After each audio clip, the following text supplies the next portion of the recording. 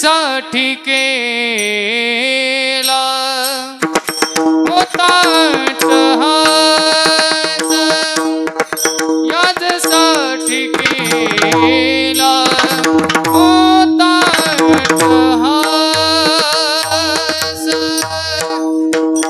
केला होता अट्टहास, याजसाठी केला होता अट्टहास, याजसाठी केला होता अट्टहास, याजसाठी केला होता अट्टहास, याजसाठी केला होता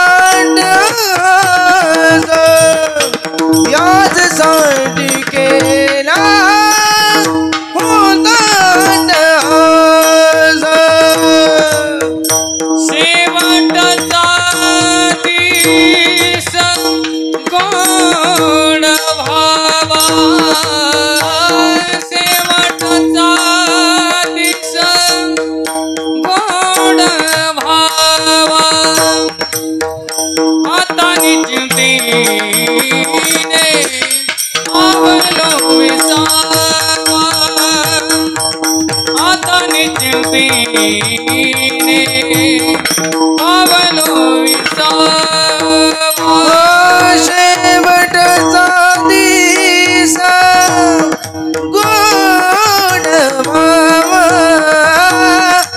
शेवटचा दिस गोड भावा, आता निश्चिंतेने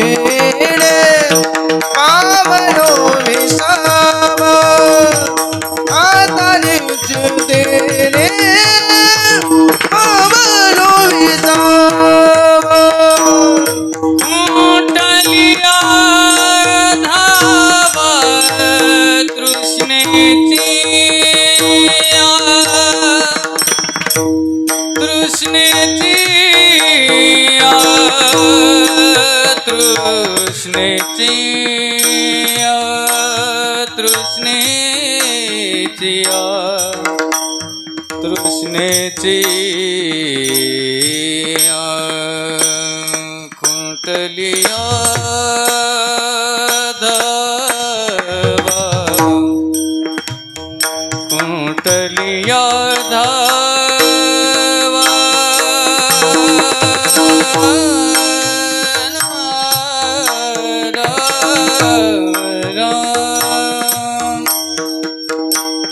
खुंटलिया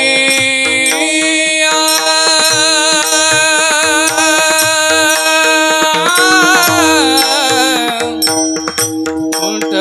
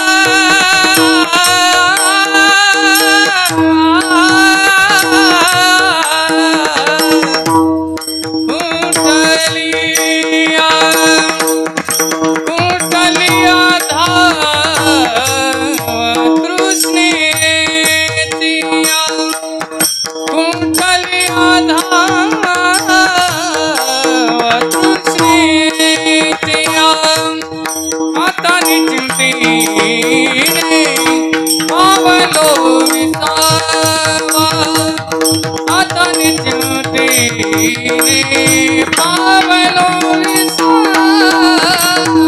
कुंडलिया धावा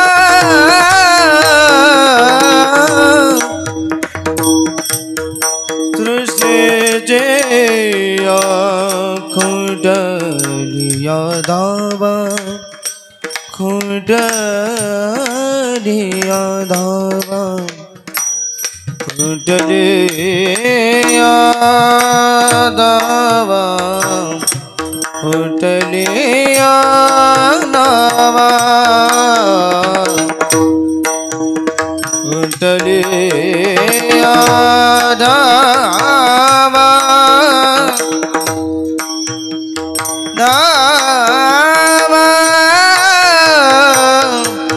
कुंडलिया धावा कुंडलिया धावा कुंडलिया धावा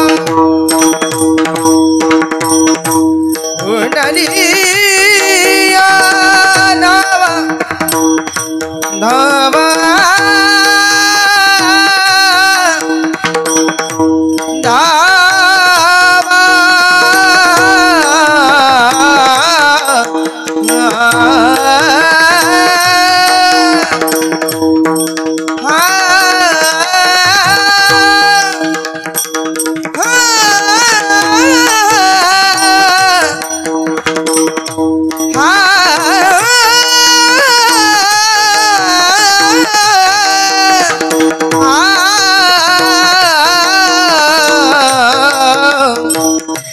कुंडलिया धावा कुंडलिया धावा कुंडलिया धावा कुंडलिया धावा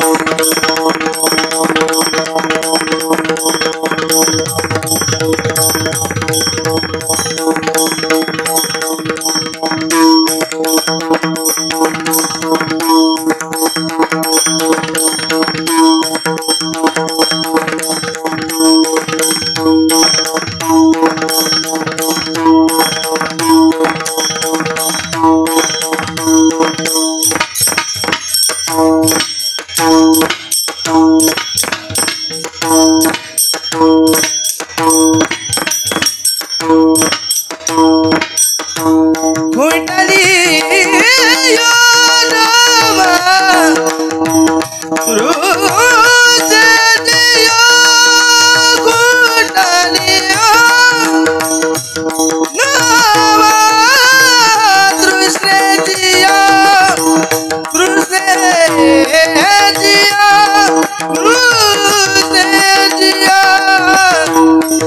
कुंडलिया धावा तृष्णेया कुंडलिया धावा तृष्णेया कुंडलिया धावा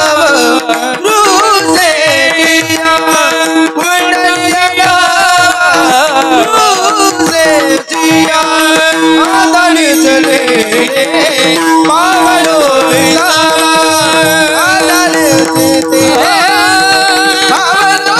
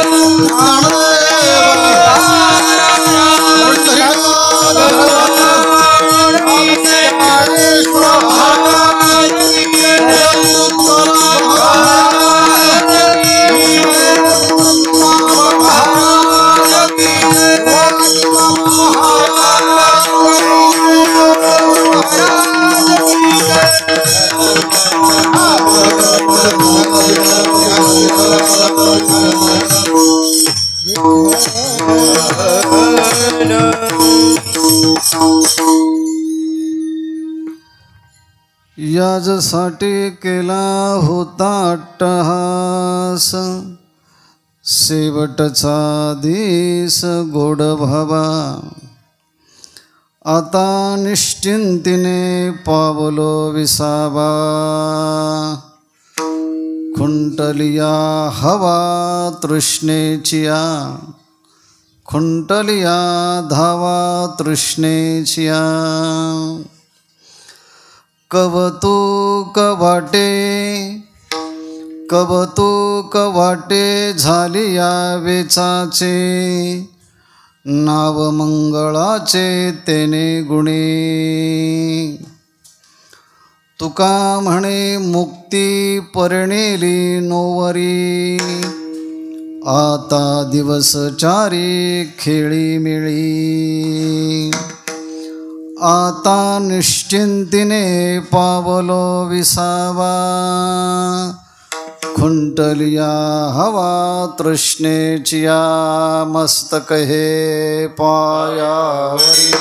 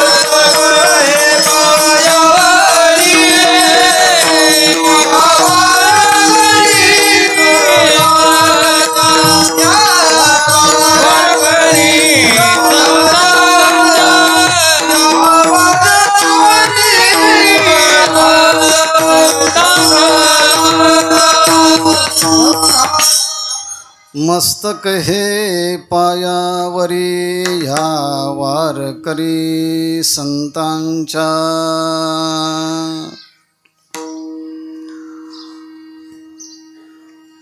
कीर्तनरूपी शिवी करता निवडलेला अभंग संत श्रेष्ठ श्रीमंत श्री जगद्गुरु तुकाराम महाराजांचा 4 चरणाचा अभंग आहे.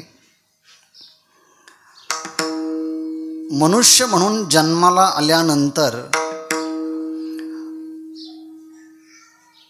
कोणता अट्टहास करावा आणि अट्टहास केल्यानंतर काय फल प्राप्त होतं आणि अट्टहासाचं फल प्राप्त झाल्यानंतर उरलेलं आयुष्य कसं घालावं असे महत्त्वपूर्ण सिद्धांत जगद्गुरु तुकाराम महाराज ह्या अभंगाच्या 4 चरणातून अखिल मानवाला देतात. विठ्ठल विठ्ठल.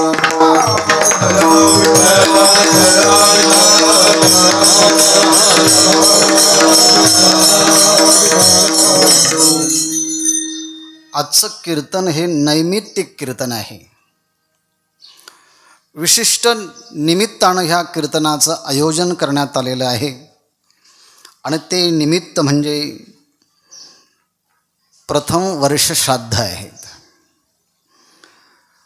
कैलासवासी भागीरथीबाई कारभारी सुंभे यांचं हे प्रथम पुण्यस्मरण त्यांच्या मुलांनी मुलींनी नातवंडांनी नातींनी एकत्रित किंबहुना सगळ्या परिवारानेच एकत्रित येऊन आपल्या आईचं आपल्या आजीचं हे कृतज्ञतापूर्वक आणि आदरपूर्वक अभिवादन करण्याकरता कृतज्ञता अभिव्यक्त करण्याकरता हा एक पुण्यस्मरणाचा पवित्र मंगलमय असा कार्यक्रम ठेवला आहे. विठ्ठल विठ्ठल.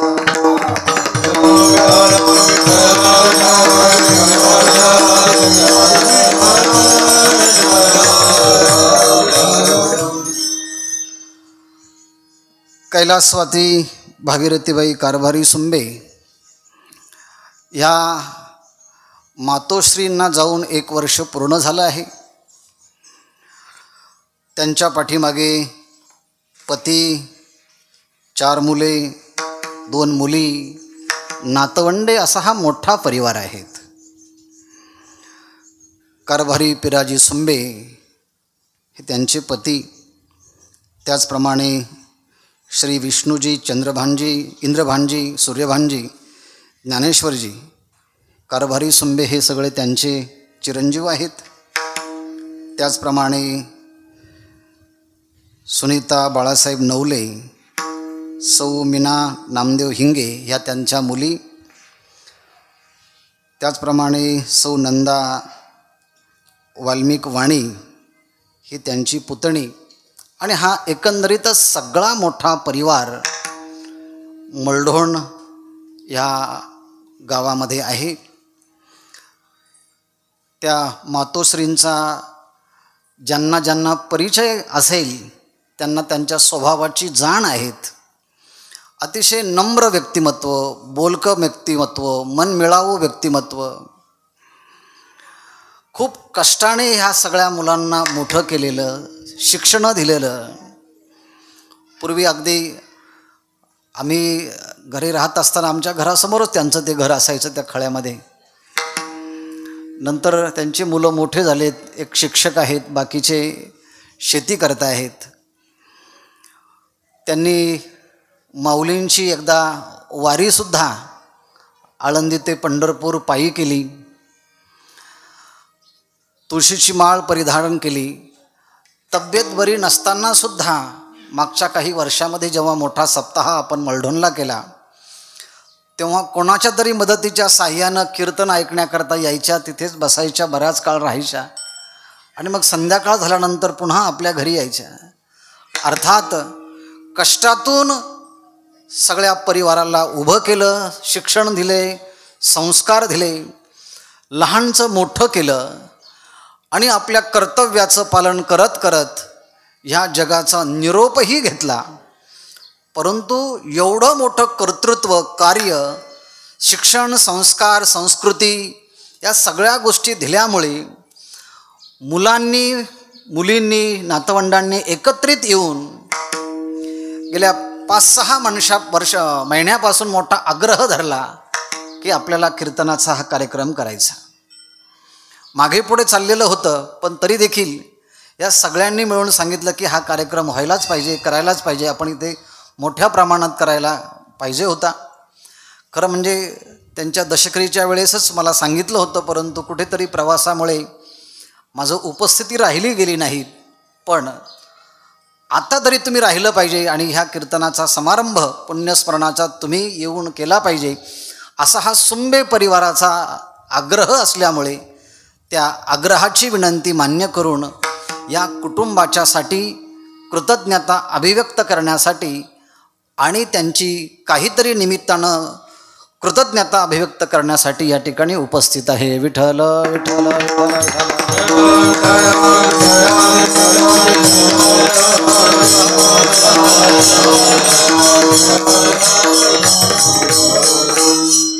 परमार्थ करणाऱ्या परिवाराची कोणत्या ना कोणत्या निमित्तानं जर आपल्याकडनं सेवा घडली तरी आपल्या जीवनामध्ये असणारं जे काही दैव आहे ते दैव द्विगुणित होत असतं.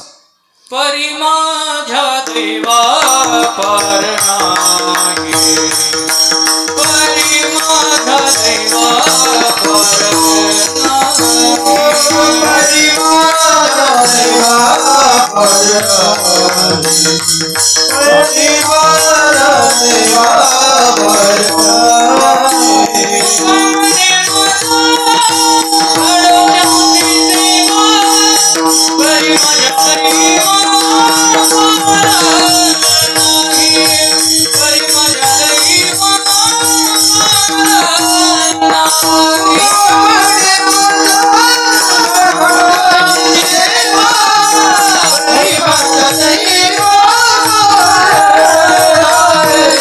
परी माझ्या देवा पार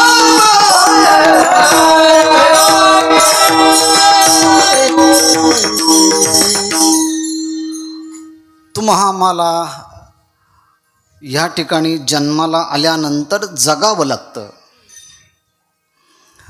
जगावं ह्यासाठी लागतं की आपण कर्म केलेलं ते आपल्याला भोगावं लागतं. म्हणून माणसाने मागच्या जन्मात केलेलं कर्म भोगण्यासाठी प्रारब्धाच्या रूपानं हा मानवी देह आपल्याला प्राप्त झालेला असतो. अगा कर्मी जे उरावे तई सुखदुःखे फळावे तया ते भोगावया यावे देहा एका.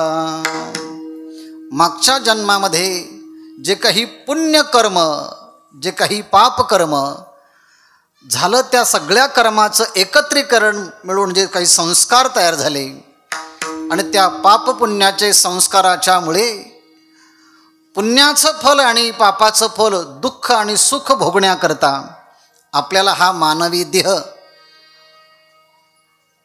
बसा सर प्राप्त झालेला आहे. आणि ह्या देहामध्ये आल्यानंतर पुन्हा आपण इथे येऊन चांगलं कर्म करावं, मूल्यात्मक कर्म करावं, ज्याकडनं आपल्या मुलांना चांगलं शिक्षण, परिवाराला संस्कार निर्माण होईल. संसार तर करावाच लागणार आहे, सुखदुःख तर भोगावेच लागणार आहेत, त्यामुळे चढउतार तर येणारच आहेत. पण हे सगळं करत असताना विनाकारणच आपल्या कोणाला तरी नावं ठेवण्याच्या ऐवजी मी माझं कर्म केलेलं आहे, त्या कर्माचंच फल मला भोगावं लागणार आहेत. आणि हे करत असताना माझ्या वाट्याला आलेलं कर्म जर मी प्रामाणिकपणाने केलं असेल तर कोणतंही कर्म ही ईश्वराची उपासना होते, कोणतंही कर्म ही ईश्वराची पूजा होते. कोणतंही कर्म झालं असेल ते परमेश्वराला केलेला एक अभिषेकच असतो. फक्त ते कर्म ईश्वराला समर्पण ठेवून कर्म करावं. आणि असं जर कर्म केलं गेलं तर आयुष्यभरामध्ये केलेलं कर्म हा आयुष्यभराचा यज्ञ ठरतो आहे. मी काही आयुष्यभर जगलो आहे ते जगणं नाही, मी ईश्वराकरता जगले आहेत असं म्हणून जर कर्म केलं तर तो माझ्या आयुष्यातला यज्ञ आहे. ज्ञानेश्वर महाराजांचं आयुष्य पाहिलं तर 16 वर्षाचं आयुष्य, पण ज्ञानेश्वरी लिहिल्यानंतर ते म्हणतात माझी ज्ञानेश्वरी ही ज्ञानेश्वरी नाही आहे, माझ्या आयुष्यामध्ये हा केलेला यज्ञ आहे. या यज्ञाच्याद्वारे परमेश्वरानं प्रसन्न व्हावं आणि प्रसन्न होऊन मला आशीर्वाद द्यावे. आता विश्वात्मके देवे येणे वाग्यज्ञ तोषावे, तोषो निमज द्यावे पसाय दान. हे त्याप्रमाणे प्रत्येक मनुष्याने जन्माला आल्यानंतर मी जे काही कर्म करतो माझ्या वाट्याला आलेले ते मी ईश्वराच्या साठी करतो असा भाव जर ठेवला गेला तर आपण गेल्यानंतर लोक आपली आठवण आपल्या सद्गुणांच्या द्वारे करतील. आपली आठवण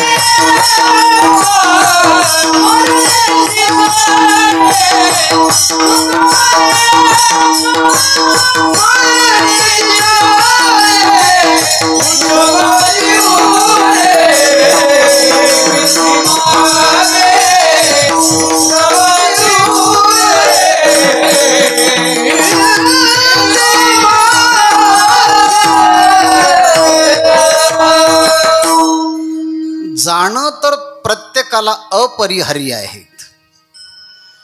मग देव असो किंवा संत असो किंवा मनुष्य असो किंवा कोणी असो, रामकृष्ण आले गेले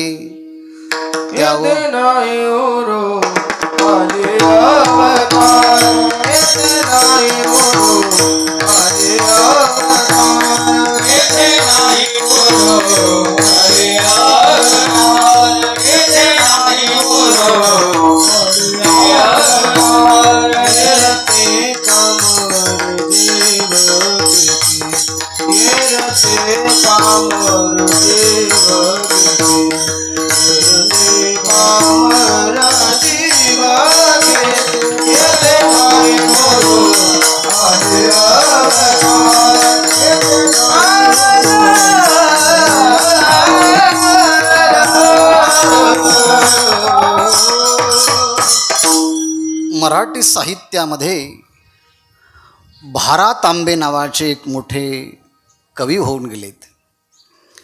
त्या कवींनी एक जीवनाचं वास्तव शब्दचित्रण आपल्यासमोर ठेवलं आहे. राम आले, कृष्ण आले आणि हे आले त्यांचं अवतार कार्यही संपलं आहे आणि ते गेल्यानंतर लोकांनी त्यांची हळहळ देखील व्यक्त केली. जन पळभर म्हणतील हाय हाय, पण एकदा की 10वा 13वा झाला, मी जाता राहील कार्य काय काय. मी गेल्यानंतर माझ्या वाचून काही राहणार नाही, पण गेल्यानंतर सद्गुणांचा एखादा मूल्याचं प्रतिबिंबाचा ठसा माणसाच्या अंतःकरणावरती उमटून राहतो आणि तीच त्याची आठवण राहते. शांती ब्रह्म असं म्हटल्याबरोबर आपल्यासमोर एकनाथ महाराजांची आठवण येते. वैराग्याचा महामेरू वारकरी संप्रदायाचा कलस असं म्हटलं की जगद्गुरू तुकोबारायांची आठवण येते. उपजताच जे ज्ञानी आहेत, ज्ञानाचे सागर आहेत, त्यांना शरण जावं असं म्हटल्याबरोबर ज्ञानेश्वर महाराजांची आठवण येते. समोर देव आला तरी तुला इथे बोलवलं कोणी, मी माझ्या गुरूंची वाट पाहत आहे, अशी गुरुनिष्ठा म्हटल्याबरोबर आपल्याला निळोबारायांची आठवण येते. तसं आपण गेल्यानंतर आपलं नाव काढल्यानंतर लोकांना कोणत्या तरी एका मूल्याची आठवण व्हावी. तो ना सत्यनिष्ठ होता. ती ना कोणीही जरी त्यांच्या घरी गेलं तर पाणी दिल्याशिवाय परत पाठवत नव्हती, जेवण दिल्याशिवाय परत पाठवत नव्हती. कोणत्याही सप्ताहामध्ये समारंभामध्ये त्यांची देणगी पहिल्यांदा असायची. मी कधी शिव्या देताना त्यांना पाहिलं नाही, तिला पाहिलं नाही. प्रपंच अगदी संस्काराने युक्त आपल्या मुलांना त्यांनी शिक्षण दिलं आहे. असं कोणतं तरी एखादं मूल्य आपल्या नावावरती नंतर असावं की ते मूल्य स्वतःही त्या जगलेले असाव्यात आणि इतरांनाही प्रेरणा देऊन ते गेलेले असावेत. हीच कीर्ती मेल्यानंतर आपल्या पाठीमागे राहत असते. आणि म्हणून आजचं जे कीर्तन आहे त्या कीर्तनातलं 2 भाग मला सांगावायचे आहे. आजचं नैमित्तिक कीर्तन आणि कीर्तनासाठी घेतलेला अभंग, अशा 2 गोष्टीच्या बद्दल मी उपलब्ध आणि उर्वरित वेळेमध्ये, मर्यादित वेळेमध्ये या संबंधाचं चिंतन करून सेवा समाप्त करणार आहे. विठ्ठल विठ्ठल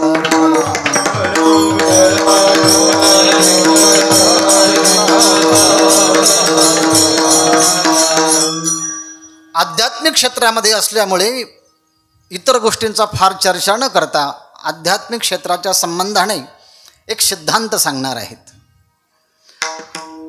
आध्यात्मिक क्षेत्रामध्ये जेव्हा मनुष्य यशस्वी होतो तेव्हा त्या यशस्वीतेचं पहिलं कारण जे जातं ते आपल्या मातृकुळाकडे जातं आणि यशस्वीतेचं दुसरं कारण कुठं जात असेल तर ते पितृकुळाकडे जात असतं. पण परमार्थिक मनुष्य परमार्थ करता करता परमार्थाच्या मार्गावरून पतित झाला, तो रस्ता चुकला, आडमार्गाला गेला, तर त्याच्या कारणाची मीमांसा करताना त्याचं पहिलं कारण पुन्हा मातृत्वाकडे जातंच.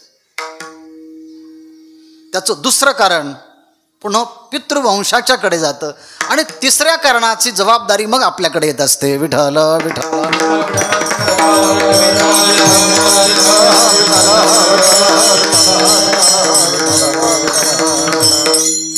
असे मी 3 वाक्य सांगितले. 3 वाक्याचं स्पष्टीकरण करतो. मनुष्य जेव्हा यशस्वी होतो तेव्हा त्या यशस्वीतेची कारणमीमांसा करताना शोधावं लागतं. हा संकटात सुद्धा न डगमगता यशस्वी झाला याच्या पाठीमागे कोण कारण आहेत, त्याची कारणमीमांसा करताना आपण आपल्यासमोर एक उदाहरण घेऊया आणि त्या उदाहरणाची मीमांसा आपल्याला पण लागू पडणार आहेत. म्हणून खूप उदाहरणं देण्यापेक्षा एकच उदाहरण देऊया, ते दोन्हीकडे लागू पडेल. आपल्याला माहिती आहे, आपल्याकडे श्रीमद भगवत गीता आहे, हा ग्रंथ आहे. श्रीमद भागवत हा ग्रंथ आहे. आणि त्या गीता आणि भागवताचं आपण नेहमी महाराष्ट्र मंडळीने श्रवण करावं असं जगद्गुरु तुकोबारायांनी आग्रहाने सांगितलं आहे. आणि त्या गीता भागवताचं श्रवण जर केलं, भगवंताला देखील आनंद होतो. हे पुन्हा आग्रहाने सांगण्याचं काय कारण आहे? तयाचा हरी गीता भागवत करीती श्रवण, अखंड चिंतन विठोबाचे. त्या भागवताच्या संबंधाने पहिला मुद्दा येतो की 7 दिवसामध्ये मृत्यू राहिला असताना या 7 दिवसामध्ये मृत्यूच्या पलीकडे कसं जायचं, असा जेव्हा प्रश्न पडला परीक्षितांना. आणि मोठ्यातल्या घरामध्ये जन्माला आले माणसं चुका करत नाही असं काही नाही बरं का. सामान्यातल्या घरातले माणसंही चुका करतात आणि मोठ्यांच्या घरातलेही चुका करतात. परीक्षितीचा इतिहास पाहता तो मोठ्यांच्या घरचा आहे, परंतु मेलेल्या सर्प समाधीस्थ असणाऱ्या ऋषींच्या गळ्यामध्ये तो घातला आणि त्यामुळे ऋषीपुत्राने शाप दिला, 7व्या दिवशी सर्पदंशाने तुझा मृत्यू होईल. पण त्यांच्याकरता व्यास पुत्र धावत आले आणि त्यांनी त्यांच्याकरता भागवत सांगितलं. आणि भागवताच्या निमित्तानं 7व्या दिवशी त्या मृत्यूच्या पलीकडे गेलेत. सर्प कधी आला, दंश कधी झाला याची त्यांना आठवणच नाही. कारण आठवण आणि नाठव देहावरती असताना होतात, परंतु भगवंताच्या स्वरूपामध्ये गेल्यानंतर आता आठव आणि नाठव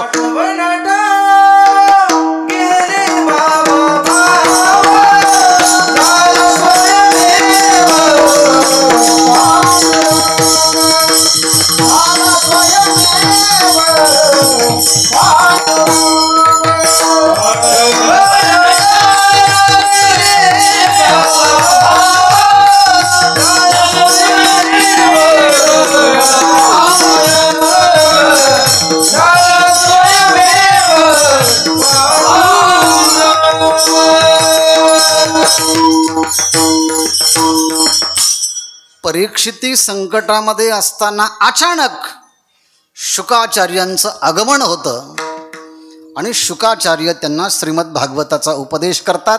हा उदाहरणाचा भाग तुम्हा सगळ्यांना माहिती आहे, पण त्या उदाहरणाच्या पाठीमागे आजची जी पार्श्वभूमी कीर्तनाची निमित्ताची आहे, त्या निमित्ताचं दिग्दर्शन मी ह्या निमित्ताने करतो. यशस्वी होताना आपल्या पाठीमागं कोणाचं पुण्य असतं एवढाच भाग मला सांगायचा आहे. तर मग सगळ्यांनी विचार केला, परीक्षिती 7 दिवसामध्ये मुक्त झालाच कसा? त्याने असं काय कर्तृत्व केलं? तेव्हा त्या कर्तृत्वाचा विचार करते वेळेस महात्म्याने सांगितलं त्याचं कर्तृत्व नाहीच म्हटले जास्त. मग कोणाचं कर्तृत्व आहे? त्याच्या पाठीमागे आहे त्याच्या आईचं कर्तृत्व. अश्वत्थाम्याने ब्रह्मास्त्र जेव्हा टाकलं तेव्हा ब्रह्मास्त्र फेकल्यानंतर त्याला दुसरा पर्यायच नाही. शेवटचा अस्त्र म्हणजे ब्रह्मास्त्र आहेत. आणि ब्रह्मास्त्र टाकल्यानंतर भगवंताने सांगितलं पांडवांना, यातून जर आपल्याला बाहेर जायचं असेल तर नमस्कार करा, नतमस्तक व्हा, तरच आपल्याला या ब्रह्मास्त्रातून वाचता येईल. सगळ्या पांडवांनी नमस्कार केला, उत्तरेने नमस्कार केला. पण प्रश्न असा पडला, सगळ्यांनी नमस्कार केला बरोबर आहे, पण ब्रह्मास्त्राचा प्रयोग आता उत्तरेच्या गर्भावरती होत होता. सगळ्यांनी ज्यांनी नमस्कार केला ते वाचतील, पण गर्भामध्ये असणाऱ्या त्या अर्भकाला नमस्कार करायचं कोणाला माहिती आहे? बाजूला धर्मराजा आहेत, भीम आहे, अर्जुन आहे, नकुल आहे, सहदेव आहेत, सगळे शास्त्र मंडळी बाजूला आहेत. पण सगळ्यांच्या मध्ये उत्तरेला वाटलं हे तर काही वाचू शकणार नाही आणि मीही याला वाचू शकणार नाही. ह्याकरता तिने हात जोडून परमात्म्याला नमस्कार केला, तूच आता याला वाचव.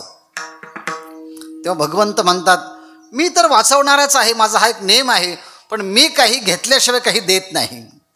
ये यथा माम प्रपद्यन्ते तांस्तथैव भजाम्यहम. मग म्हटले आता याला वाचवायचं कसं? म्हटले वाचवण्याचा एकच उपाय आहे, तू मला काहीतरी दे. म्हटले काय दे? तुझं मातृत्व मला दे. आणि स्त्रियांच्या जीवनामध्ये मातृत्व सगळ्यात मोठी गोष्ट आहे. आकांत वेदना सहन करतील, पण मुलाचं तोंड पाहिल्यानंतर सगळ्या वेदना विसरून जातात. त्याला म्हणतात मातृत्व. उत्तरेला सांगितलं तुझं मातृत्व मला दे. भगवंताला सांगितलं माझं मातृत्व घे. कारण आईच्या गर्भामध्ये जाण्यासाठी फक्त जाण्याचा अधिकार फक्त मुलालाच आहेत. आणि आईची परवानगी ज्याने मातृत्व जिने दिलं त्याला परवानगी आहे. भगवंताला असं वाटलं आता ह्या परीक्षितेचं जर संरक्षण करायचं आहे ना, आता हिच्या पोटात जावं लागणार आहे. आणि हिच्या पोटात जायचं म्हणजे हिचं मातृत्व मला घ्यावं लागणार आहे. आणि म्हणून उत्तरेने आपल्या मुलाचं संरक्षण करण्याकरता मातृत्व भगवंताला दिलं. आणि भगवंताने आतमध्ये जाऊन त्या गर्भाची सुरक्षता केली. म्हणजे संकटाच्या काळामध्ये सुद्धा आपल्या मुलाचं कल्याण व्हावं याकरता शेवटची प्रार्थना जी देवाला करते ना, ती खरी आई आहे. विठ्ठल विठ्ठल.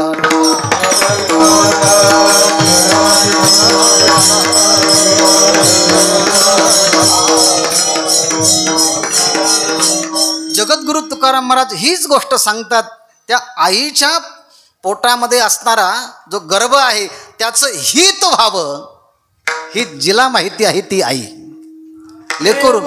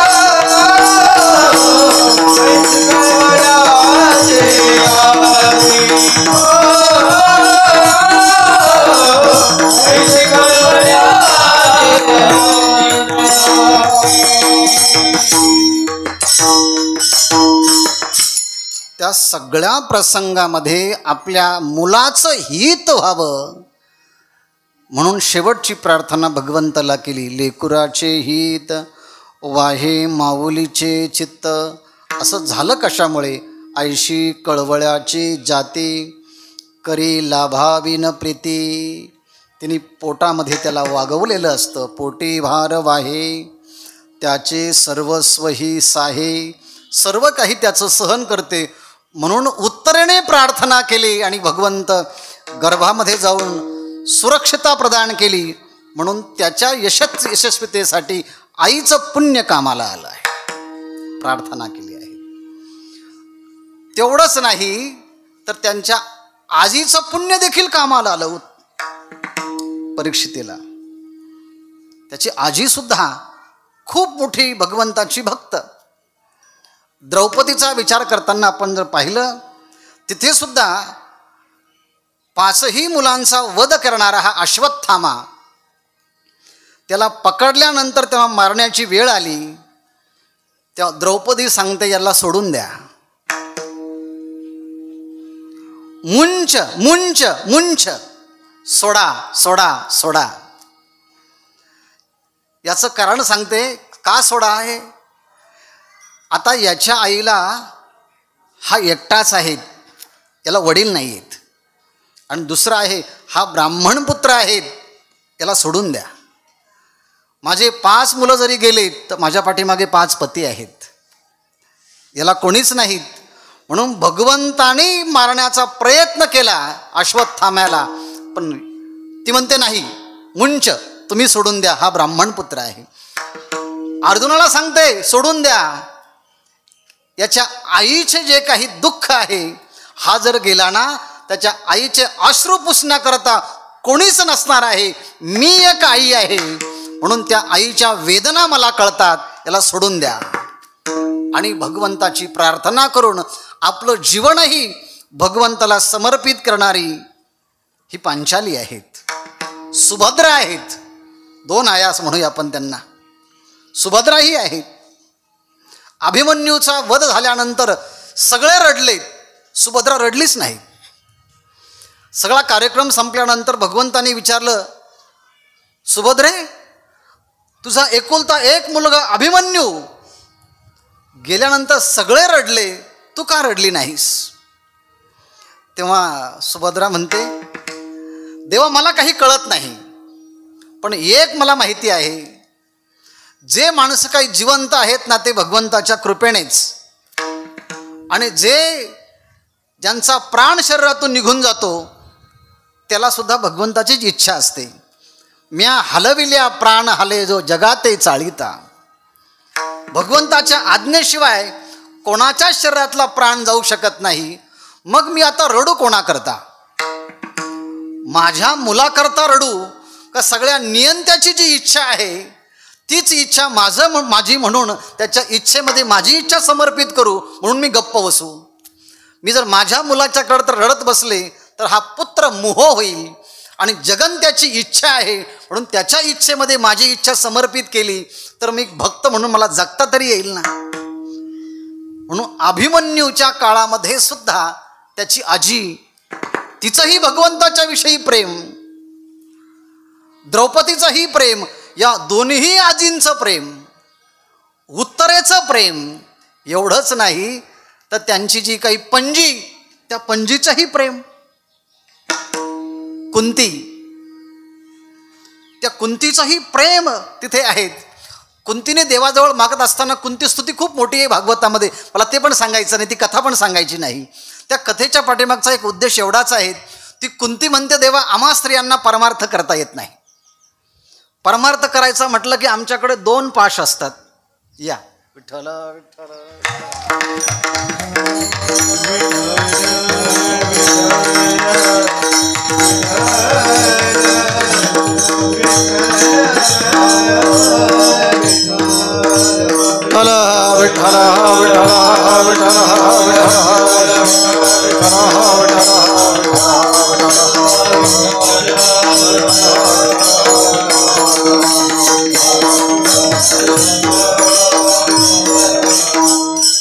अर्थात पंजीच्या परमार्थाचा जर विचार केला तर तोही तसाच आहे. कुंतीने भगवंताला मागितलं, देवा मला काही नको आहे, मला फक्त दुःखच द्या. स्त्रियांच्या जीवनामध्ये 2 पाश असतात. एक पाश आहे माहेरचा आणि दुसरा पाश आहे सासरचा. म्हातारी होईपर्यंत स्त्रियांना एक इच्छा असते, माझ्या माहेरचं सगळं चांगलं आहे ना, कुशल आहेत ना, म्हणजे माहेरच्या विषयीचं आकर्षण स्त्रियांना कायम असतं. आणि सासरचं मुलाबाळांचा प्रपंच सांभाळणं हाही एक पाश असतो. आणि 2 पाशामध्ये अडकलेली स्त्री देवा परमार्थ कधी करणार रे? त्यापेक्षा मला तुझा परमार्थ, तुझी इच्छा, तुझ्याविषयी मन समर्पित करण्याकरता मला जेवढं दुःख देता येईल तेवढं दुःख दे. त्या दुःखाच्या निमित्तानं तुझी आठवण तरी मला राहील. म्हणजे दुःखामध्ये सुद्धा तुझी आठवण राहावी ही आजीची, पणजीची प्रार्थना. आणि दुःखामध्ये सुद्धा भगवंताचीच आठवण राहावी ही सुद्धा आजींची प्रार्थना. आणि गर्भामध्ये सुद्धा भगवंतानी संरक्षण केलं पाहिजे ही आईची प्रार्थना. म्हणजे आईचं पुण्य, आजींचं पुण्य आणि पणजीचं पुण्य 3 पिढ्यांचा परमार्थ असल्यामुळे मृत्यूसमोर आला असताना सुद्धा त्या मृत्यूलाही पार करण्याचं सामर्थ्य कोणाच्या पुण्याने प्राप्त झालं असेल तर मातृपुण्याने झालं आहे. विठ्ठला विठ्ठला.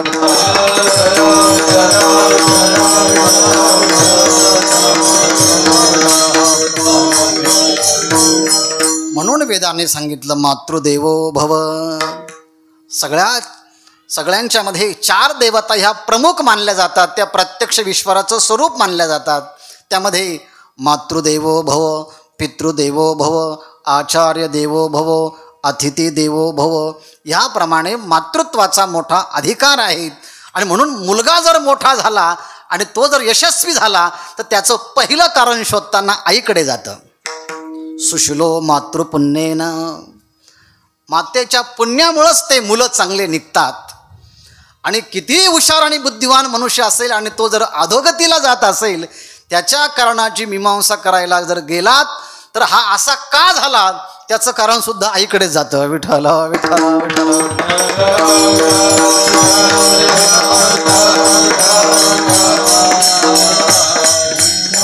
खूप विस्तार करत नाही, एका सुभाषितेचं अर्ध टोक सांगतो. उन्मत्त मातृदोषेण,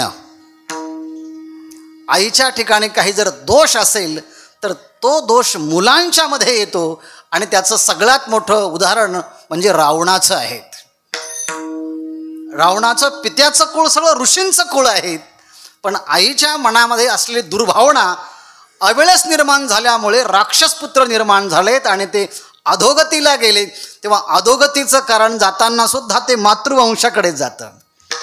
डॉक्टरकडे आपण जर गेलो तर ते काही अनुवंशिक रोग असेल तर ते पहिल्या विचारत तुमच्या आईला डायबिटीस आहे का, तुमच्या आईला मधुमेह आहे का. म्हणजे आई काय मधुमेह देते असं नाही, पण तिथे सुद्धा रोगाचं कारणही तिकडे जातं आहे. आणि म्हणून जी आई, आजी, पणजी परमार्थिक असेल त्यांच्या घरामध्ये भविष्य काळामध्ये भगवत भक्त जन्माला येतात. विठ्ठल विठ्ठल.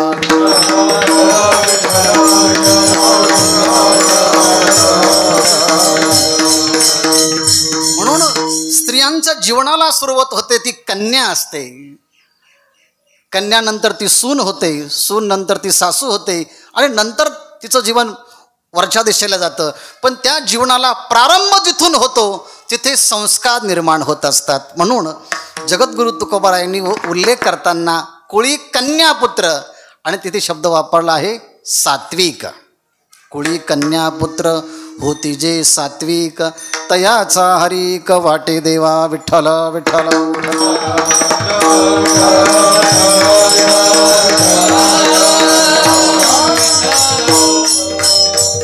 आणि म्हणून या आजींचं पुण्य ही खूप आहेत आणि त्यामुळे 1 वर्षानंतर हा परमार्थाचा चिंतनाचा समारंभ ह्या ठिकाणी होतो आहे.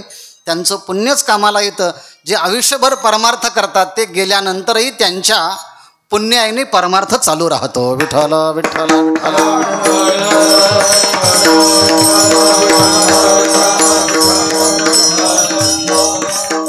आणि आणखी एक मुद्दा सांगून मग अभंगाकडे येतो. अभंगावर फार बोलणार नाही मी. संत आणि आई हे दोन्ही सारखेच असतात. संतांचं छोटं रूप म्हणजे आई असते आणि आईचं मोठं रूप म्हणजे संत असतात. त्याचं कारण एक आहे, आईला आपल्या मुलांच्या संगोपनाची काळजी असते. आई आपल्या मुलांच्या संस्काराच्या बद्दल, त्यांच्या खाण्यापिण्याबद्दल, त्यांच्या राहण्याबद्दल सारखी चिंता करत असते, विचार करत असते. यांचं कल्याण व्हावं, यांचं बरं व्हावं, यांचं भलं व्हावं. अभंगही मगाशी सांगितला लेकुराचे हित त्याप्रमाणे. फक्त आपल्या मुलांचंच कल्याण करते ती आई आणि सगळे विश्व हे माझे मुलंच आहे या भूमिकेने सगळ्या जगातल्या लोकांची कल्याणाची जी इच्छा करते ते संत असतात. करणे जे पुत्राचे दास हरी दासे दास हरी दासे दास हरी दासे दास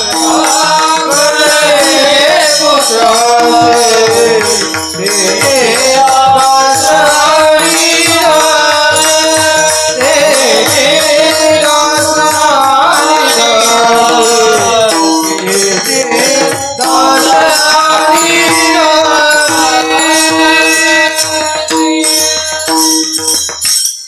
म्हणजे ज्याला संत बघायचे असेल त्यांनी आईकडे पाहावं. आणि म्हणून संतांचं वर्णन करताना आई वडिलांची भूमिका दिली जाते. तुम्ही संत माय बाप कृपावंत कायमी पतित कीर्तिवाणू, असा हा मातृत्वाचा उद्घोष सगळ्या साहित्यिकांनी, सगळ्या कवींनी, सगळ्या तत्त्वज्ञांनी हा गायलेला आहे. आणि म्हणून तर जिथे कुठे मोठेपणा असतो, उदात्तता असते, तिथे मातृत्वाचा नाव घेतलं जातं. मग देश मोठा आहे, देशाला माता म्हणतात. गाय मोठी आहे, गाईला माता म्हणतात.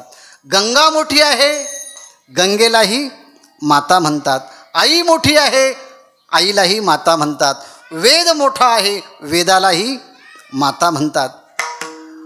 देव मोठा आहे, देवाला सुद्धा माता म्हणतात. पिताहमस्य जगतो माता धाता पितामह वेद्यम पवित्र ओंकार रुक्साम यजुरेवच. परमात्मा ह्या माता आहे, नुसता माता नाही. हा देव असल्यामुळे संतांनी त्याला लेकूरवाळा म्हटलं आहे. तसं लेकूरवाळी असते, तसा हा आमचा विठ्ठल परमात्मा लेकूरवाळा आहे. त्याच्या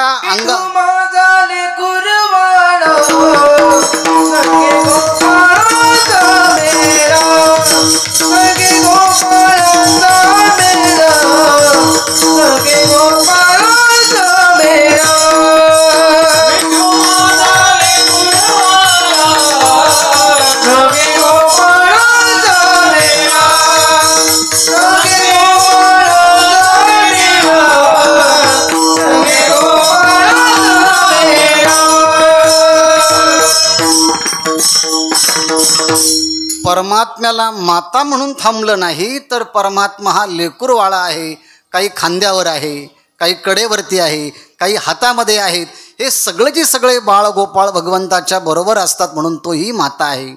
आपल्या आत्मामध्ये जो शरीरामध्ये चैतन्य आहे, त्या चैतन्यालाही आत्मा म्हटलं आहे. तेत प्रियाची परमसीमा तो भेटे माऊली आत्मा ते खेवे अटे डिंडिमा संसारिक हे. ज्ञानेश्वरीला देखील माता म्हटलं आहे, गीतेला देखील माता म्हटलं आहे. ती हे माय ज्ञानेश्वरी संत जना माहेश्वरी. एवढंच नाही, परमार्थाला लागल्यानंतर ज्या काही साधना आहे त्या साधनासुद्धा आईच्याच नावाने असतात, म्हणजे स्त्रीलिंगी असतात. उपासना स्त्रीलिंगी आहेत, भक्ती काय आहे स्त्रीलिंगी आहे, करुणा स्त्रीलिंगी आहेत, दया स्त्रीलिंगी आहे, मुक्ती स्त्रीलिंगी आहे. म्हणजेच जन्मापासून तर अगदी निर्वाणापर्यंत ज्या ज्या मोठमोठ्या साधना आहेत त्या सगळ्या साधनांचा उल्लेख आईच्याच नामभूमिकेतून असतो. विठ्ठल विठ्ठल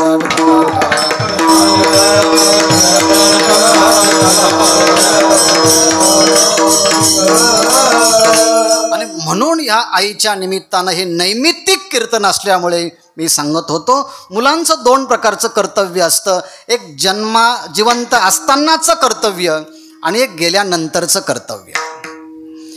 जिवंत असतानाचं कर्तव्य हे काय, जोपर्यंत आई किंवा वडील जिवंत आहे तोपर्यंत सगळ्या तीर्थांच्या पेक्षा श्रेष्ठ तीर्थ आहे, म्हणून तेवढा त्यांना सन्मान देणं, त्यांची सेवा करणं. सकळ तीर्थांचे धुरे जे का माता पितरे तया सेवेशी किर शरीरे लोन किजे. आई वडील जिवंत असताना त्यांची सेवा करणं हा जिवंत असताना मुलाचं कर्तव्य आहे. आणि दुसरं कर्तव्य आहे मरणोत्तर काळातलं कर्तव्य. आई वडील गेल्यानंतर त्यांच्या तिथीचा जो दिवस आहे, जे वर्षश्राद्ध आहे, त्या वर्षश्राद्धाच्या निमित्तानं वेदानं सांगितलं सगळ्या चुका करा, पण ही एक चूक करू नका. देव पितृ कार्याभ्याम न प्रमदितव्यम. आई वडिलांचं जे काही कार्य आहे ना, त्या कार्याच्या संबंधानं किती जरी घाई असली, किती जरी कामं असले, पण हे काम, हे कर्तव्य चुकू नका. आणि हे जर कर्तव्य चुकलं गेलं तर पतंती पितरो हेशाम लुप्त पिंडोदक क्रिया. पिंडदानादी क्रिया जर नाही घडल्या गेल्या तर जिथे कुठे ते पितर असतात त्या पितरांची अधोगती होते. म्हणून या निमित्तानं आज हे नैमित्तिक कीर्तन असल्यामुळे अन्नदान आहे. स्वामीजींसारखं ह्या ठिकाणी महापुरुष आलेले आहेत, त्यांचा सन्मान, त्यांचं पूजन होणार आहे. अनेक मंडळींना या ठिकाणी आमंत्रित केलेलं आहे. या सगळ्याच्या निमित्तानं आईवडिलांच्या निमित्ताचं जे काही नैमित्तिक कर्तव्य आहे त्या कर्तव्याचाही या ठिकाणी निर्वाह होतो. विठ्ठल विठ्ठल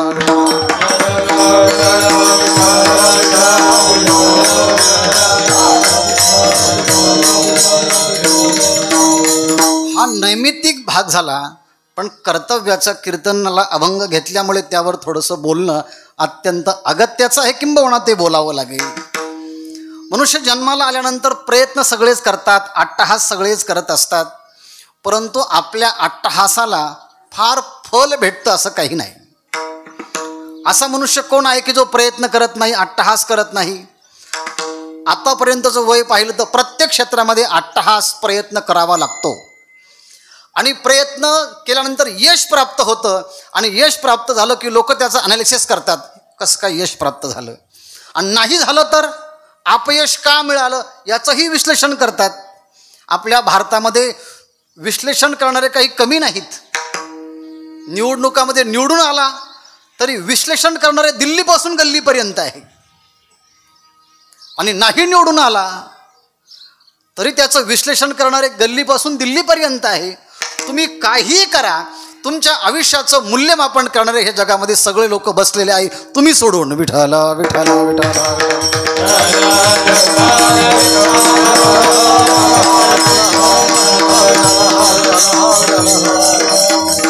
पण या प्रस्तुतच्या अभंगामध्ये जे मूल्यमापन केलं आहे ना, जगद्गुरु तुकाराम महाराज म्हणतात, तुम्ही माझं मूल्यमापन करणारे कोण?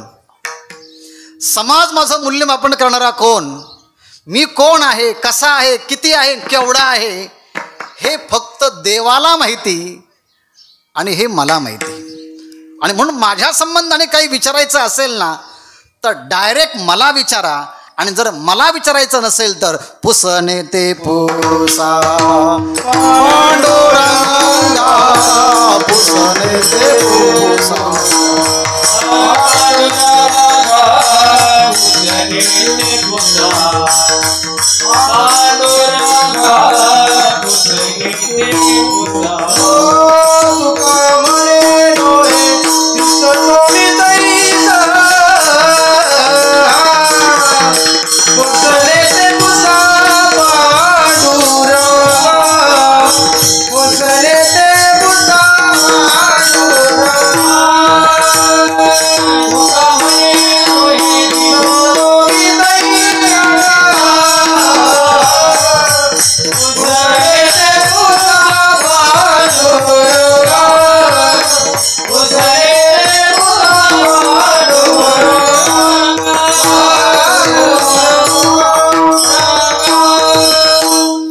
परमार्थिक माणसाने परमार्थाचा एवढा आत्मविश्वास प्रगट केला पाहिजे की माझ्या जीवनाचं विश्लेषण फक्त मीच करू शकतो. Nobody can analyse my own son life. माझ्या जीवनाचं अनालिसिस तुम्ही करू शकत नाही. माझ्या जीवनाचं स्पष्टीकरण मला माहिती आणि देवाला माहिती. सत्य सत्यासी मन केले ग्वाही, मानी येले नाही बहुमता. मी माझ्या जीवनामध्ये परमार्थाचा प्रवास जो सुरू केला तो काही खोटा नाही, तो मी खरा परमार्थाचा प्रवास सुरू केला. पण आमचा प्रवास असा असतो, आमचं आस्तं थोडं, दाखवणं जास्त आहे.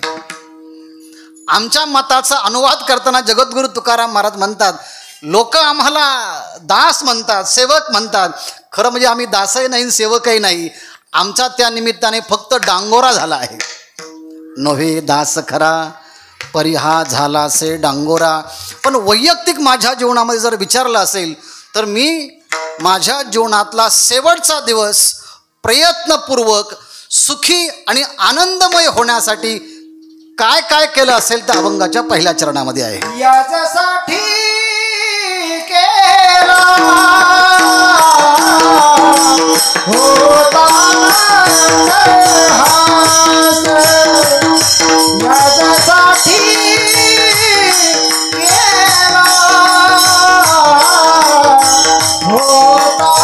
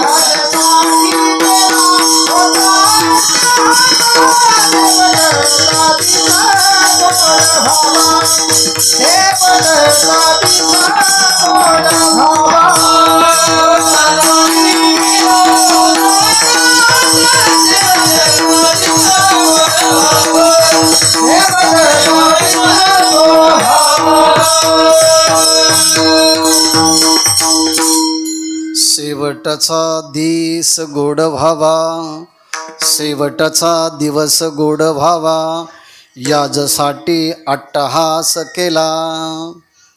माझ्या आयुष्यामध्ये शेवटचा दिवस गोड व्हावा याकरता मी अट्टहास केला, असा सरळ सरळ ह्या अभंगाचा अर्थ आहे. शेवटचा दिवस गोड व्हावा म्हणजे शेवटचा दिवस म्हणजे 10व्याला किंवा 13व्याला गोड काहीतरी करावं आणि सगळ्यांचं गोड तोंड झालं आणि मग म्हणावं शेवटचा दिवस गोड व्हावा, असा का त्याचा अर्थ आहे?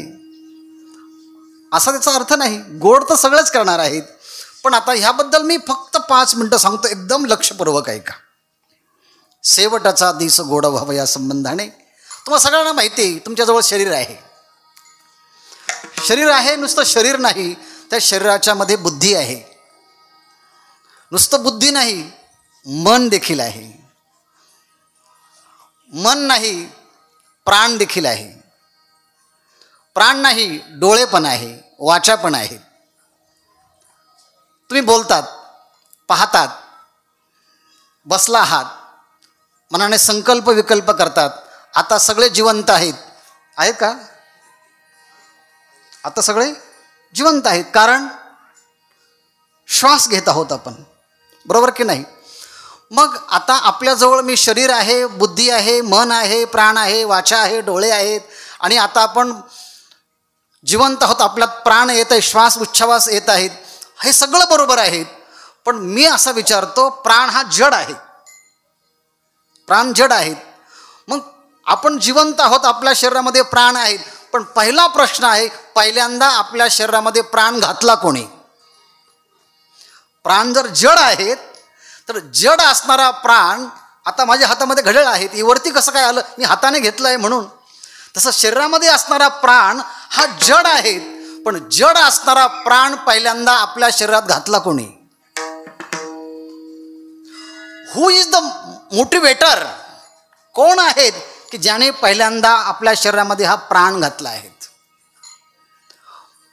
तुम्ही माझ्याबद्दल विचार करतात, मी तुमच्याबद्दल विचार करतो, पण असं कोण आहे की ज्याच्यामुळे पहिल्यांदा त्या मनाला चालना दिली की या जगाच्या संबंधाचा तो विचार कर? कोण आहे? कोण आहे की ज्याच्यामुळे डोळे पाहतात? कोण आहे की ज्याच्यामुळे कान ऐकतात? कोण आहे की ज्याच्यामुळे वाचा बोलते? कोण? सांगा कोण? कोण? आणि ह्या कोणचं उत्तर जे मिळालं, ज्याला मिळालं, त्याला म्हणतात की ते सत्याचा बोध झाला.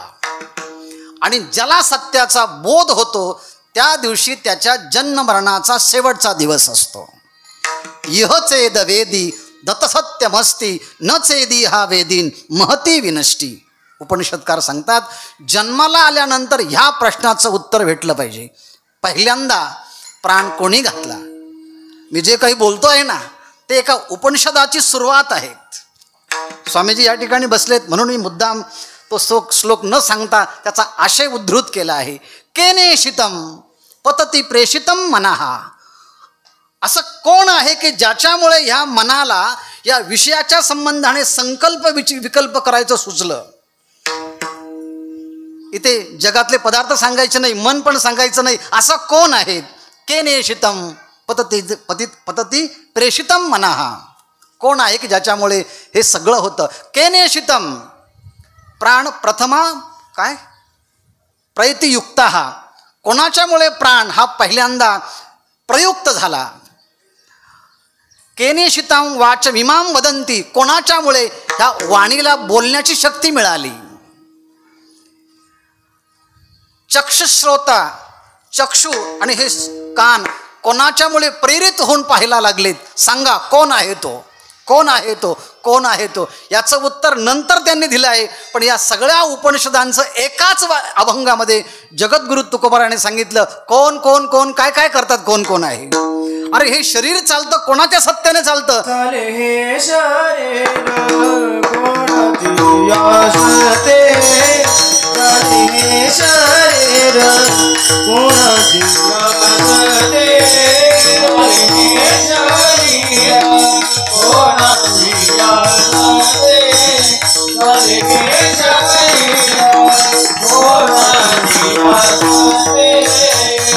कोण बोलविते हरिवीर, कोण बोलविते हरिवीर, कोण बोलविते हरिवेण, कोण बोलविते हरिवेण. देखवे ऐकवे एक नारायण, देखवे ऐकवे एक नारायण.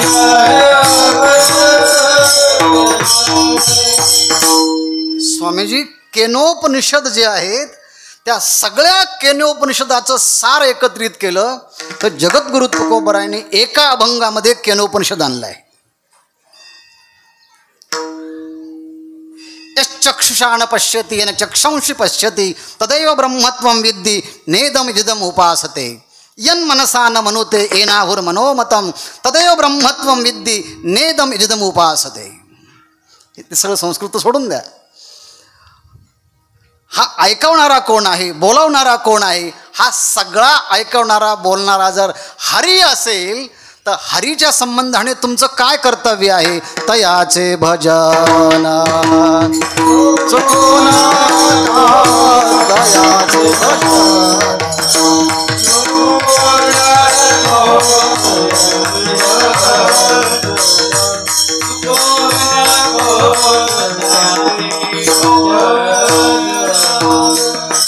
या सगळ्या सृष्टीचा नियंता जर परमात्मा असेल, परमात्म्यानेच जर तो जीव मला दिला असेल, जिने हा जीव दिला दान तयाचे करीन चिंतन जगत जीवन नारायण गायीन गुणतया. सगळं मला जर त्यांनी दिलं असेल तर त्याच्याकरता मला माझं जीवन समर्पित करावं लागणार आहे.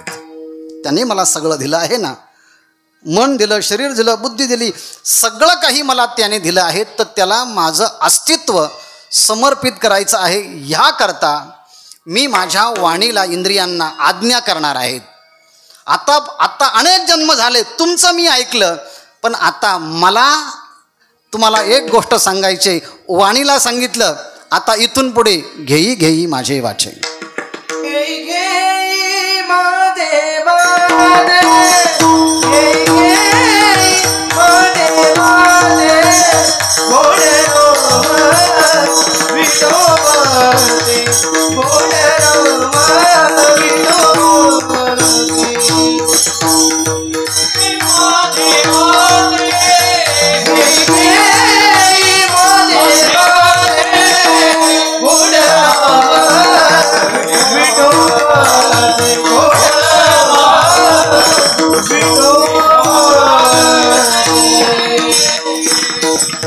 संत असे असतात की त्यांनी सांगितल्याबरोबर त्यांची इंद्रिय ऐकतात. आम्ही लोकांना म्हणतो माळ घाला, अहो घातली असते, पण जीभ ना तयारच होत नाही आमची. संध्याकाळ झाली ना ती जीभ वळवळ करते सारखी. तिला काहीतरी प्यायला लागतं, तिला काहीतरी खायला लागतं, तिला काहीतरी करायला लागतं. पण जगद्गुरु तुकोबाराय म्हणतात, प्रयत्न करा, निश्चय करा, महापुरुषांच्या सानिध्यामध्ये राहा, सेवा करा, तुम्हाला एक सामर्थ्य प्राप्त होईल. आणि त्यांनी आज्ञा दिली सगळ्या इंद्रियांना. घेई घेई माझे वाचे, गोड नाम विठोबाचे. कानाला डोळ्यांना सांगितलं काय? डोळे तुम्ही घाले सुखा, डोळे तुम्ही घाले सुखा, डोळे तुम्ही घाले सुखा, डोळे तुम्ही घाले सुखा.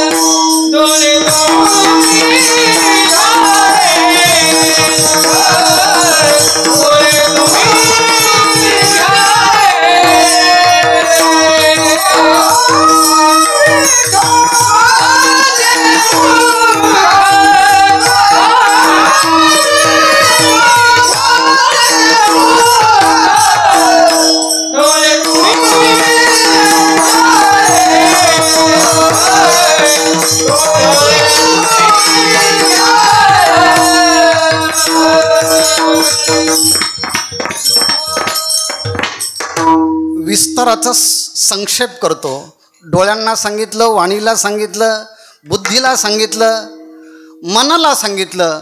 तुला जर पळायचं असेल ना मना तेथे धाव घेई राहे विठोबाच्या पायी. तुका म्हणे जीवा नको नको नको सोडवू केशवा. आता मनाला सांगितलं, बुद्धीला सांगितलं, सगळ्या इंद्रियांना सांगितलं. आणि आता सगळ्या इंद्रियांचा एकच विषय झाला, विषय तो त्यांचा झाला नारायण. आणि परमार्थाचा हा अट्टहास सुरू झाला. आणि अंतःकरणामध्ये घर करून अनंत जन्मापासून राहिलेले जे काही काम आहे, क्रोध आहे, लोभ आहे, हे निघून गेले. काम क्रोध लोभ निमाले ठाईचे. वासना निघून गेली आणि अवघे आनंदाची सृष्टी झाली. अंतःकरणातला काम क्रोध लोभ मद मत्सर दंभ अहंकार हेवा या नकारात्मक गोष्टी निघून गेल्या. परमार्थाचं चिंतन सुरू झालं. आणि चराचरामध्ये कोण कोण कोण वृक्षाचेही पान ज्याच्या सत्तेने हलवतो असा परमात्मा मी आहे. आणि तो परमात्मा सगळीकडे व्यापून भरला आहे. अशी अनुभूती आल्यानंतर अज्ञान संपलं, जन्म संपलं, मरण संपला आणि आता मी परब्रह्म स्वरूप आहे अशी अनुभूती आली. हाच जन्माचा शेवट आहे आणि हाच मृत्यूचाही शेवट आहे. आता जन्मही संपला आणि मृत्यूही संपलं. ह्या अट्टहासाचं एकच कारण होतं, हा दिवस माझ्या जीवनामध्ये यावा याच्यासाठी केला होता अट्टहास. शेवटचा देश गोड व्हावा अशी अनुभूती आल्यानंतर मग आता चिवतीने पावलो विसावा. चिवतीने पावलो विसावा. चिवतीने पावलो पावलो विसावा हाताने चिमटीने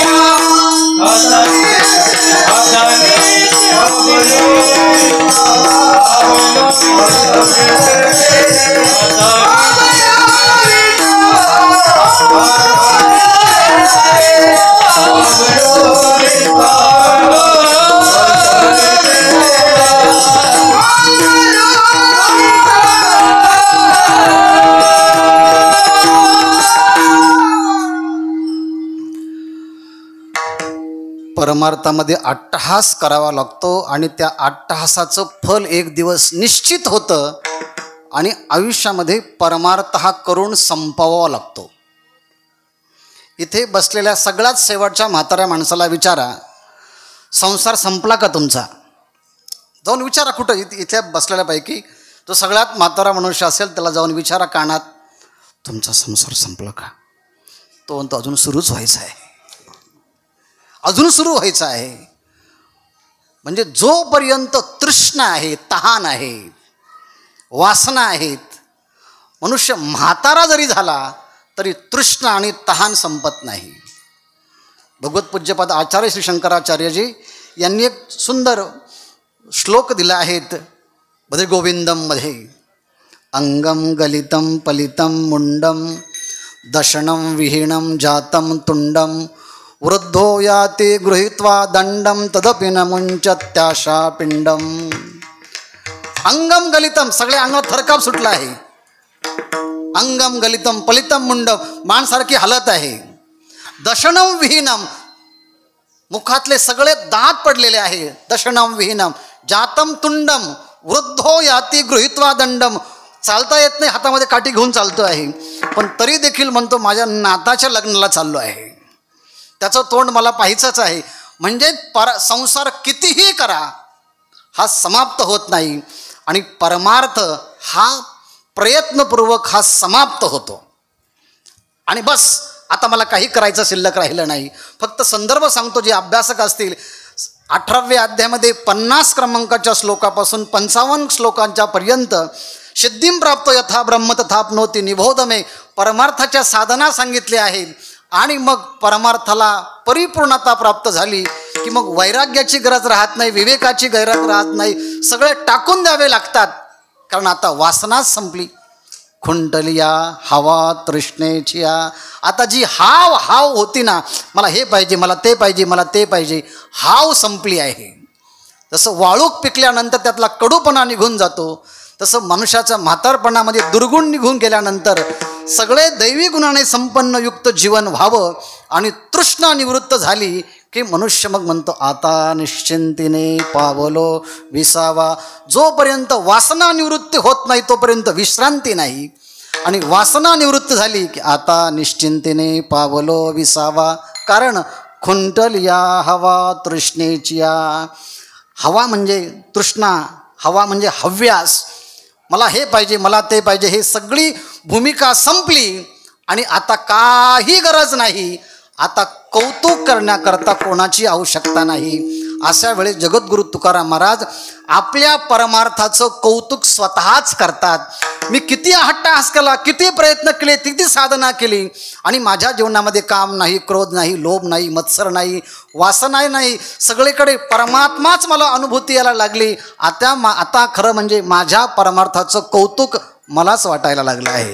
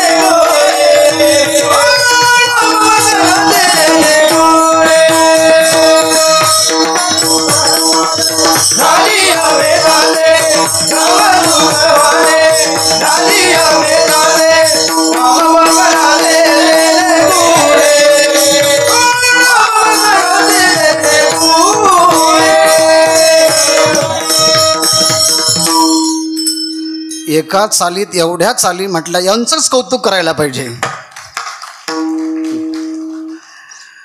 अर्थात आपण चांगल्या गुणाने संपन्न असलो की इतर लोक आपलं कौतुक करतात, पण आपणच आपलं कधी कौतुक केलंय का?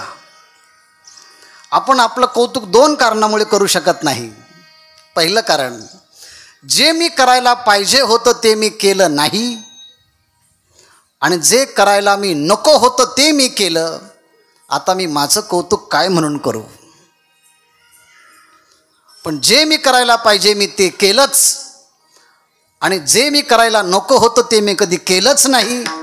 आता माझं कोणी कौतुक करू की न करू, मीच माझं कौतुक करतो. जगद्गुरु तुकाराम महाराज म्हणतात, मला माझ्या आयुष्याचं आणि परमार्थाचं कौतुक वाटतं. कौतुक वाटे.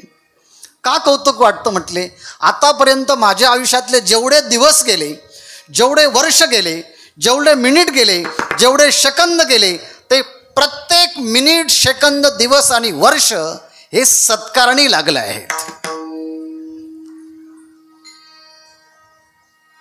जो काळ माझ्या चिंतनात गेला ना, चिंतने सरे येतो धन्य धन्य काळ. माझ्या आयुष्यातला परमार्थातला काही काळ ध्यानात गेला, काही चिंतनात गेला, काही नामस्मरणात गेला, काही गुरुसेवेत गेला, काही वारीमध्ये गेला, काही परोपकारामध्ये गेला, काही अन्नदानामध्ये केला, काही सहकार्यामध्ये गेला. मला मागचं सगळं आठवतं. माझ्या आयुष्यातला प्रत्येक दिवस मी सत्कारणी लावला. कौतुक वाटे झाली या वेचाचे. आणि सगळ्यात महत्त्वाचं, मी नाही जरी म्हटलो तरी मला सगळ्या अवयवांच्या मधून परमात्म्याचं नामचिंतन होतं. माझी मज झाली अनावर वाचा, छंद या नामाचा घेतलासे. मी बसलो तरी नामचिंतन होतं, गप्प राहिलो तरी नामचिंतन होतं, सगळं काम करताना नामचिंतन होतं.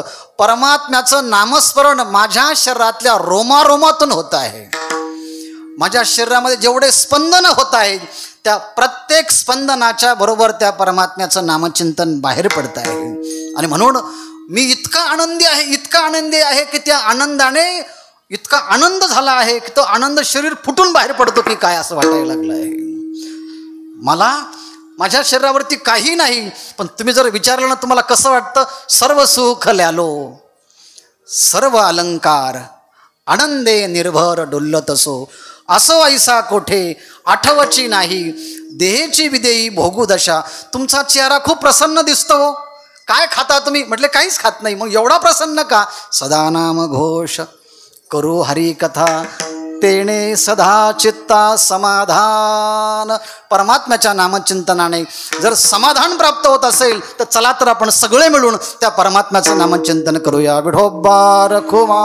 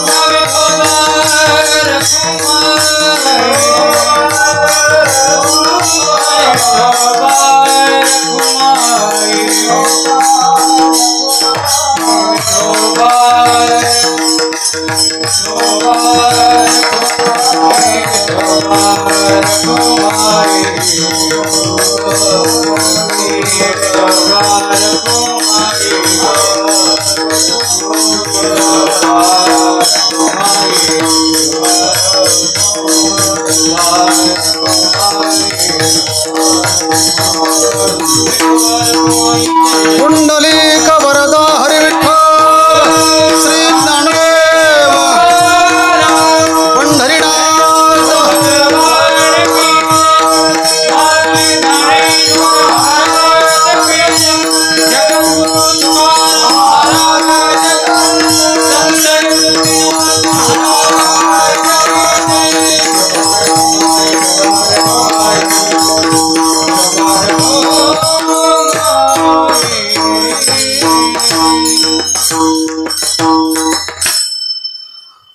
परमार्थिक यशस्वी जीवनाचा आलेख जगद्गुरु तुकाराम महाराजांनी ह्या अभंगामध्ये रेखाटला आहे. आणि एक एक चरण, आयुष्याची एक एक उन्नत अवस्था कशी प्रयत्नाने प्राप्त होऊ शकते याचं दिग्दर्शनसुद्धा या अभंगामध्ये आहे. आणि म्हणून प्रयत्नपूर्वक माणसाने काही गोष्टी कराव्यात. एक मुद्दा सांगून मी थांबणार आहे आता. प्रयत्नपूर्वक काही गोष्टी केल्याच पाहिजेत. आणि त्या म्हणजे आपण महाराष्ट्रामध्ये आहोत, महाराष्ट्रामध्ये जन्माला आलो आहोत, महाराष्ट्राची मराठी भाषा आपल्याला समजते. आणि म्हणून जर आपण महाराष्ट्रामध्ये राहत असू तर मराठी ही भाषा जिवंत ज्यांनी ठेवली, मराठीचा स्वाभिमान ज्यांनी प्रगत केला, असे संत श्रेष्ठ ज्ञानेश्वर महाराजांची ज्ञानेश्वरी, जगद्गुरु तुकोबरायांची गाथा आणि संत श्रेष्ठ एकनाथ महाराजांची एकनाथी भागवत आपल्या नेहमी नित्य वाचनामध्ये असावी. वेदामध्ये एक वाक्य आहे, स्वाध्यायान मा प्रमदः, म्हणजे नेहमी स्वाध्याय केला पाहिजे. का केला पाहिजे याचं कारण सांगतात. रोज सकाळी उठल्यानंतर आपण आरशासमोर एकदा तरी उभं राहून पाहतो. आपल्याला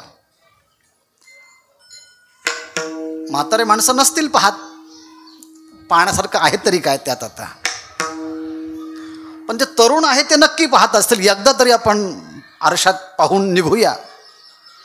आणि आरशामध्ये पाहिल्यानंतर आपले कपडे व्यवस्थित आहे की नाही, आपला ड्रेस व्यवस्थित आहे की नाही, लोक आपल्याला पाहतील तेव्हा कसे दिसतील, कसा दिसेल मी, हे आपणच आपल्याकडे पाहून घेतो आणि मग बाहेर पडतो. म्हणजे आरशाकडे आपण पाहत असतो आपण कसे दिसावेत, पण आपलं मन कसं आहे, आपली बुद्धी कशी आहे, आपलं चित्त कसं आहे, आपलं अंतःकरण कसं आहे, हे पाहण्याकरता आमच्याकडे सोनोग्राफी नाही आहे, आमच्याकडे एक्सरे नाही आहे, आमच्याकडे सिटी स्कॅन नाही आहे, आणखी काय MRI नाही आहे, आमच्याकडे कोणती पॅथॉलॉजी नाही आहेत, कोणत्याच यंत्रणा नाही आहेत. पण तरी देखील आम्हाला आमचं मन बुद्धी चित्त कसे आहोत आणि आमच्या परमार्थाचा जीवनाचा आलेख कुठपर्यंत गेलेला आहे हे पाहायचं असेल ना, तर नेहमी वाचनामध्ये रोज 100 ओव्या तरी असाव्यात. ज्ञानेश्वरीच्या 100 ओव्या असाव्यात. जगद्गुरु तुकोबरायांचे 50-100 अभंग असावेत. 20-25 ओव्या एकनाथी भागवताच्या असाव्यात. आणि हे वाचन करताना आपण आंतरिक जीवनाचा प्रवास खऱ्या अर्थाने नीट चालला की नाही हे आपल्याला नीट पाहता येतं. नाही तर कीर्तन प्रवचन ऐकून फार कळत नाही, आम्ही त्यातला काही वाक्य सांगत असतो, पण खऱ्या अर्थानं आम्ही जेव्हा पाहतो परदेशामध्ये एखाद्या ओवीचा अर्थ समजून घेताना त्यांना 1 तास लागतो. इतर राज्यातील लोकांना एखादी ओवी समजून घ्यायची ठरली तर अर्धा तास लागतो. पण मराठी भाषेमध्ये जन्माला आल्यानंतर आपल्याला त्या ओवीचा अर्थ 10 मिनिटात समजेल. पण एवढा सुद्धा प्रयत्न आपल्याकडे होत नाही. आणि तो प्रयत्न जर झाला गेला, खरं म्हणजे आमच्याकडनंच होत नाही. आता इथे उभे असलेल्या सगळ्यांना आपण विचारा बरं, कुठे आपण रोज 100 अभंग वाचतो? वैभव महाराज नाही होत ना. ते वाचले गेले पाहिजे. आणि तसे जर झाले गेले तरच आपल्या परमार्थाची भूमिका ही नीट चालते आणि आपल्या जीवनाचं कौतुक आपल्याला करता येतं. कौतुक वाटे झाली या वेचाचे, नाव मंगळाचे तेने गुणे. आणि शेवटचा भाग आहे ज्याच्यासाठी आपण खूप प्रयत्न करतो, असा मोक्ष, अशी मुक्ती, असा महानिर्वाण. जगद्गुरु तुकाराम महाराज म्हणतात त्याची काळजीच करू नका. तुमच्याजवळ शुद्ध आचरण ठेवा. बुद्ध्या विशुद्धया युक्तो धृत्यात्मानं नियम्य च, शब्दादीन विषयांस त्यक्त्वा रागद्वेष युधस्य च. तुम्ही तुमच्या जीवनातले दुर्गुण टाकण्याचा प्रयत्न करा. ज्याप्रमाणे सूर्य मावळल्यानंतर मृगजळ निघून जातं, त्याप्रमाणे एकदा की दुर्गुण निघून गेले की सद्गुण आपोआपच येत असतात. आणि दैवी संपत्तीचे 26 गुण एकदा आपल्या जीवनामध्ये आले की जगद्गुरु तुकाराम महाराज म्हणतात, मुक्ती हातामध्ये माळा घेऊन रात्रंदिवस वाट पाहते असा कोणता तरी एखादा व्यक्ती यावा आणि त्याला माझ्या हाताने त्याच्या गळ्यामध्ये माळ घालता यावी. ती रोज पाहते, आज कोणाला माळ घालावी, आज कोणाला माळ घालावी, आज कोणाला माळ घालावी. ती स्वयंवर म्हणून सगळ्यांची वाट पाहते, पण तिला अपेक्षित असणारा वर लवकर भेटतच नाही. पण जगद्गुरु तुकाराम महाराज सांगतात, आम्ही सहज बसलो होतो, आमच्या ध्यानीमनी होत नव्हतं, परमार्थाची साधना चालू होती, पण कुठून ती मुक्ती आली आणि आपल्या हातामध्ये 26 गुणांची माळा घेऊन माझ्या पाठीमागे धावत सुटली. मी पुढे चाललो आहे. ज्ञानेश्वर माऊली वर्णन करतात, गुणकुसुमांची माळा घेवोनी मुक्ती बाळा, वैराग्य निरपेक्षाच्या गळा गिवसीत असे. घ्या, माझा स्वीकार करा, माझा स्वीकार करा, माझा स्वीकार करा.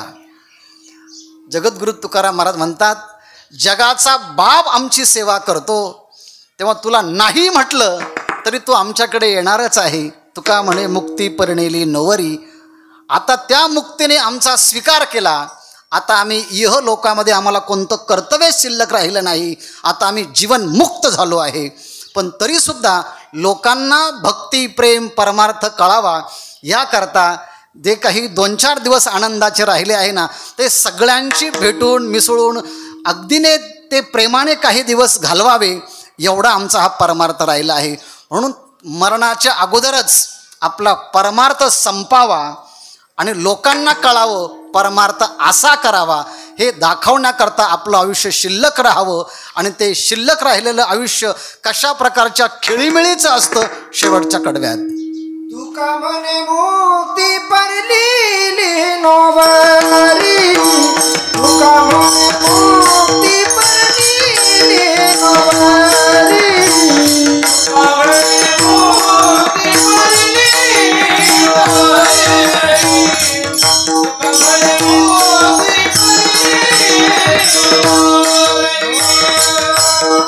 तुका म्हणे मुक्ती परली नोवारी, आता दिवस चाली खेळी, तुका म्हणे मुक्ती परली नोवारी, आता दिवस चाली खेळी, आता दिवस चाली,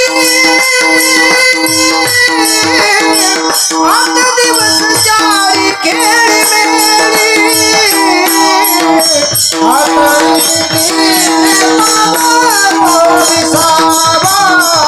आता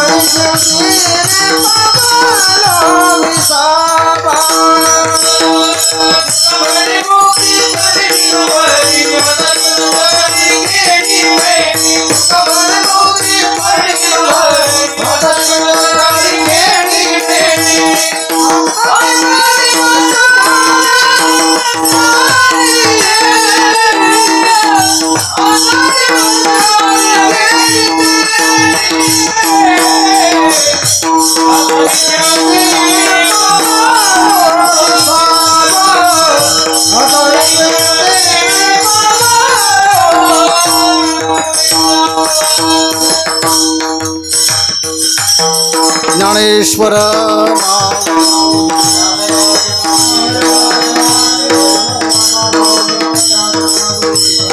ज्ञानेश्वर मावली धनराज माऊली तुकाराम,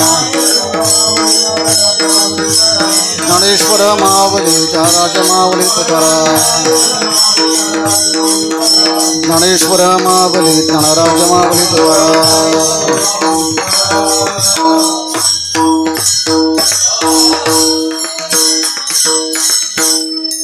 कैलासवासी भागीरथीबाई कारभारी सुंभे यांच्या ह्या प्रथम पुण्यस्मरणाच्या निमित्तानं श्री विष्णूजी, चंद्रभानजी, सूर्यभानजी, ज्ञानेश्वरजी ह्या सगळ्या बंधूंनी आपल्या आईचं प्रथम पुण्यस्मरण अगदी 3-4 महिन्याच्या अथक परिश्रमातून आणि प्रत्येक गोष्टीचा पाठपुरावा करत, प्रत्येक गोष्ट व्यवस्थित असावी, जिथल्या तिथे असावी, बिनचूक असावी, याकरता त्यांनी खूप प्रयत्न केला. सगळ्या आमच्या ह्या वावी परिसरातील आमचे सगळे ज्येष्ठ श्रेष्ठ गुरुबंधू या सगळ्यांना निमंत्रित या सुंभे परिवाराने केलं. साऊंड सिस्टम दादांचे चिरंजीव आहेत, त्यांनीही चांगल्या पद्धतीने या ठिकाणी लावली. गावचे आमचे नवीनच मुलं परमार्थ करण्याकरता प्रवृत्त झाले. 10-11 मुलं रोज इथे हरिपाठ, पखवाद, पेटी जे शिकवतात, अशी हरिभक्तीपरायण गुरुवर्य मारुती बाबा येऊन ह्या मुलांना शिकवतात. हे एक मोठं काम आपल्या ह्या गावाच्या दृष्टीने होत आहे.